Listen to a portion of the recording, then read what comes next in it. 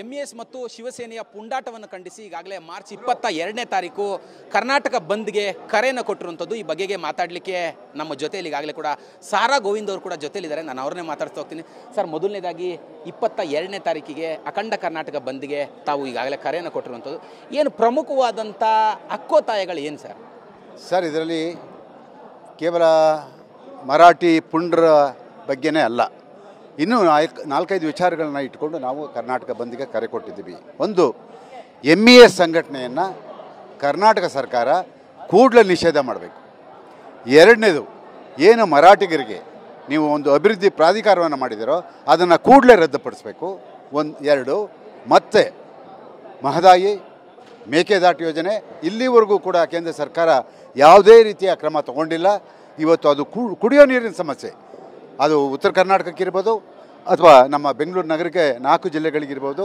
ಮೇಕೆದಾಟು ಕುಡಿಯೋ ನೀರು ನಾವು ಯಾವುದೇ ಕಾರಣಕ್ಕೂ ವ್ಯವಸಾಯಕ್ಕೂ ಉಪಯೋಗಿಸ್ತಾ ಇಲ್ಲ, ಕುಡಿಯೋ ನೀರಿಗೆ ನಾವು ಕೇಳ್ತಾ ಇದ್ದೀವಿ. ಕುಡಿಯೋ ನೀರನ್ನು ತಡೆ ಹಿಡಿಯೋದು ಕೇಂದ್ರ ಸರ್ಕಾರಕ್ಕೂ ಸಾಧ್ಯ ಇಲ್ಲ. ಆದರೆ ಒಂದು ಕಡೆ ತಮಿಳುನಾಡು, ಒಂದು ಕಡೆ ಗೋವಾ, ಈ ಎರಡೂ ಸರ್ಕಾರಗಳು ಕೂಡ ನಮ್ಮ ಮೇಲೆ ದಬ್ಬಾಳಿಕೆಯನ್ನು ಮಾಡ್ತಾಯಿದ್ದಾರೆ. ಅದರ ವಿರುದ್ಧವಾಗಿ ಮತ್ತು ಜೊತೆಗೆ ಕರ್ನಾಟಕದಲ್ಲಿ ಕನ್ನಡಿಗರಿಗೆ ಉದ್ಯೋಗ, ಬೇರೆ ಯಾರಿಗೂ ಅಲ್ಲ, ಕರ್ನಾಟಕದಲ್ಲಿ ಕನ್ನಡಿಗರಿಗೆ ಉದ್ಯೋಗವನ್ನು ಮೀಸಲಾಗಿಡಬೇಕು.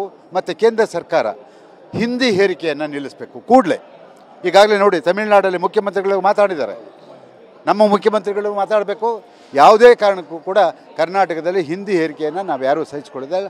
ಅಷ್ಟೆಲ್ಲ ವಿಚಾರಗಳನ್ನು ಇಟ್ಕೊಂಡು ಕರ್ನಾಟಕ ಬಂದ್ ಮಾಡ್ತಾಯಿದ್ದೀವಿ. ನಿಮ್ಮ ಮಾಧ್ಯಮದ ಮುಖಾಂತರ ನಾನೆಲ್ಲ ಕನ್ನಡ ಪರ ಸಂಘಟನೆಗಳನ್ನ, ಎಲ್ಲ ರೈತ ಮುಖಂಡರನ್ನ, ದಲಿತ ಮುಖಂಡರನ್ನ ಎಲ್ಲರನ್ನೂ ನಾನು ಕೈ ಮುಗಿದು ಕೇಳ್ಕೊಳ್ತೀನಿ, ಆ 22ರ ಬಂದ್ಗೆ ನೀವು ಸಹಕಾರವನ್ನು ಕೊಡಬೇಕು ಅಂತ ಹೇಳಿ. ಸರ್, ಈಗಾಗಲೇ ಬಂದ್ನ ಹಿನ್ನೆಲೆಯಲ್ಲಿ ಸೋಮವಾರದಿಂದ ನಿರಂತರವಾಗಿ ಹಂತವಾಗಿ ಈಗಾಗಲೇ ಕೂಡ ಚಳುವಳಿ, ಬಂದು ಈ ಥರದ್ದೆಲ್ಲವೂ ಕೂಡ ಇರುವಂಥದ್ದು. ಯಾವ್ಯಾವ ದಿನಾಂಕದಲ್ಲಿ ಏನೆಲ್ಲ ಸಿದ್ಧತೆಗಳಾಗ್ತಾ ಇದೆ ಸರ್? ಸರ್, 3ನೇ ತಾರೀಕು ರಾಜ್ಯಪಾಲರು, ಸೋಮವಾರ 3ನೇ ತಾರೀಕು ರಾಜ್ಯಪಾಲರ ಮನೆಯ ಮುತ್ತಿಗೆ, ಮತ್ತು 7ನೇ ತಾರೀಕು ಬೆಂಗಳೂರಿಂದ ಬೆಳಗಾವಿ ಚಲೋ ಆ ಕಾರ್ಯಕ್ರಮವನ್ನು ಇಟ್ಕೊಂಡಿದ್ದೀವಿ. ಹಾಗೆ 11ನೇ ತಾರೀಕು ಮೇಕೆದಾಟು ವಿಚಾರವಾಗಿ ಗಡಿ ಭಾಗ ಅತ್ತಿಬೆಲೆಯಲ್ಲಿ ಆ ಗಡಿ ಬಂದ್ ಮಾಡೋದ್ರ ಮೂಲಕ ಆ ಒಂದು ತಮಿಳುನಾಡು ಸರ್ಕಾರಕ್ಕೆ ಎಚ್ಚರಿಕೆ ಕೊಡುವಂಥ ಕೆಲಸ ಮಾಡ್ತಾಯಿದ್ದೀವಿ.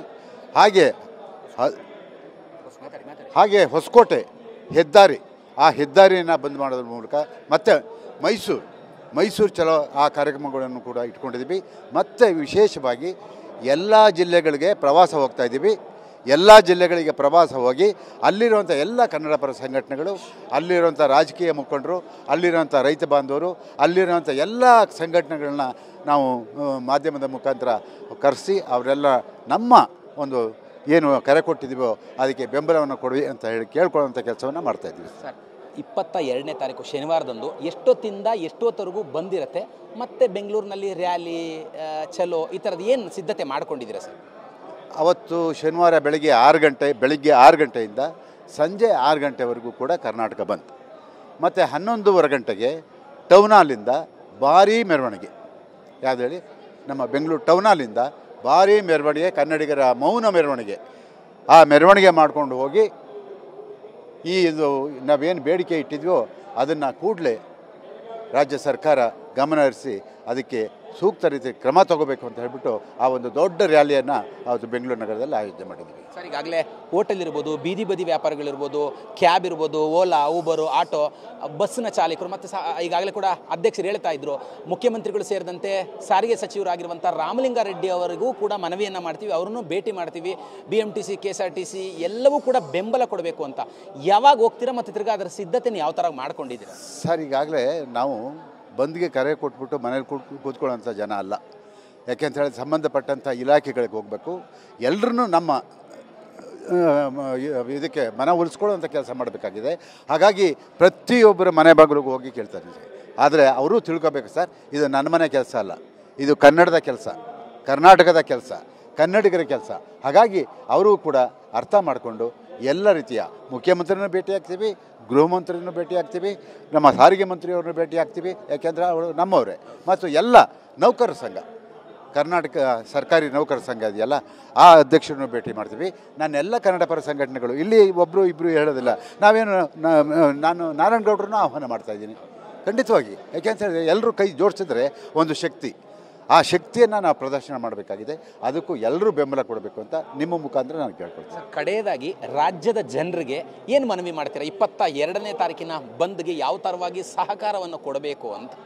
ನೋಡಿ, ಹಿಂದೆಲ್ಲ ನಾವು ಮಾಡಿದಂಥ ಸಂದರ್ಭದಲ್ಲಿ ಹಲವಾರು ಬಾರಿ ನಮಗೆ ಸಹಕಾರವನ್ನು ಕೊಟ್ಟಿದ್ದಾರೆ.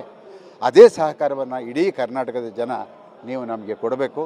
ಯಾಕೆಂತ ಹೇಳಿದ್ರೆ ಎಲ್ಲಿವರೆಗೆ ಇಂಥ ದಬ್ಬಾಳಿಕೆಯನ್ನು ಕನ್ನಡಿಗರು ಸಹಿಸ್ಕೊಳ್ಳಿಕ್ಕೆ ಸಾಧ್ಯ? ಇದು ಅಂತಿಮ ಆಗಬೇಕಲ್ವಾ? ಅಂತ್ಯ ಆಗಬೇಕು. 1991 ಇಸ್ವಿ ಅವತ್ತು ನಾವು ತಮಿಳರ ವಿರುದ್ಧವಾಗಿ ಹೋರಾಟ ಮಾಡ್ತಿದ್ದು. ಆದರೆ ಇವತ್ತು ಅದು ಹೋಗಿದೆ. ಅವ್ರು ಪಾಠ ಕಲ್ತಿದ್ದಾರೆ. ಇವತ್ತು ನಾವು ಮರಾಠಿಗರ ವಿರುದ್ಧವಾಗಿ ನನ್ನ ಕನ್ನಡಿಗರ ರಕ್ಷಣೆಯನ್ನು ಮಾಡಿಕೊಳ್ಳುವಂಥ ಜವಾಬ್ದಾರಿ ನಮ್ಮದಾಗಿರೋದ್ರಿಂದ ನೀವು ಜವಾಬ್ದಾರಿ ನಿಮಗೂ ಇದೆ. ಕರ್ನಾಟಕದ ಹುಟ್ಟಿ ಜೀವನ ಮಾಡಿದ್ರೆ ಸಾಲದು, ಜವಾಬ್ದಾರಿಯನ್ನು ನಾವೆಲ್ಲರೂ ಅರ್ಥಕೋಬೇಕು. ತಮಿಳುನಾಡು, ಆಂಧ್ರ, ಕೇರಳ ಇವರೆಲ್ಲ ನೋಡಿ ಹೇಗಿದ್ದಾರೆ. ಆದರೆ ನಮ್ಮಲ್ಲಿ ನೋಡಿ ಎಂತಹ ಒಂದು ಪರಿಸ್ಥಿತಿಯನ್ನು ನಾವು ಎದುರಿಸ್ತಾ ಇದ್ದೀವಿ. ವಲಸೆ ಬಂದಂಥ ಜನ, ಬದುಕಕ್ಕೆ ಬಂದಂಥ ಜನ ನಮ್ಮೆಲ್ಲ ಉದ್ಯೋಗಗಳನ್ನು ಕಿತ್ತುಕೊಳ್ತಾ ಇದ್ದಾರೆ. ಇದನ್ನೆಲ್ಲ ನೀವು ಚಿಂತನೆ ಮಾಡಬೇಕು. ಆಲೋಚನಾಶೀಲರು ನೀವೆಲ್ಲರೂ ಕರ್ನಾಟಕದ ಜನ. ಹಾಗಾಗಿ ಈ ಒಂದು ಬಂದ್ಗೆ ನೀವು ಕರೆಯನ್ನು ಕೊಟ್ಟರೆ ಅದು ಕನ್ನಡಿಗರ ಯಶಸ್ಸು ಅನ್ನೋದನ್ನು ನೀವೆಲ್ಲ ಅರ್ಥ ಮಾಡ್ಕೋಬೇಕಾಗಿದೆ. ಸಮಸ್ಯೆಗಳು ಆಗ ಬಗೆಹರಿಯುತ್ತೆ. ಅಂದರೆ ಇವಿಷ್ಟು ಕೂಡ ಸಾರಾ ಗೋವಿಂದ್ ಅವರು ಹೇಳಿದಂಥ ಮಾತು. ಕ್ಯಾಮ್ರಾ ಪರ್ಸನ್ ಸುಶೀಲ್ ಜೊತೆ ಕಿರಣ್ ಸೂರ್ಯ, TV9.